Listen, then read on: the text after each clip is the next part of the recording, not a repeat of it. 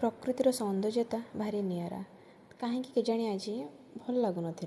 बस एमती ही दिन गुड़ाक कटि जाए केवे केवे एमती हुए ना भल लगे तो जीवा समय टिके भगवान को दर्शन हो गला। तो जेहेतु गुनुर बर्थडे थिला तो ता आई आसिक पहुँची जाइए सेटा भी सडनली प्लान आईर आसबार नाला आसी पहुँची जाइए तो गुनु आई की देखी बहुत खुशी देखी थे ना केवे केवे आई जेजेमा मैंने किसी भी गोटे खाइले इच्छा थे मुझे मो नाती नहीं जाती कि तो बस माँ आसवा समय तापाई गोटे पिठाटे आनीला सी भी खाऊला आम मैंने भी खाऊलु आसिक पहुँचला बेले पता नहीं से कौन आनी तो माँ पु आम दिज बसिकी ये पेटीटा धरिकी देखुचु कौन आनी तो घर तो किसी भी गोटे छोट मोट जहाँ भी जिनस आसिले समस्त को भल लगे बाप घर किसी भी आसिले झीर खुशी तो माँ आनी तो सेटा आमर अनबॉक्सिंग माँ पु करुचु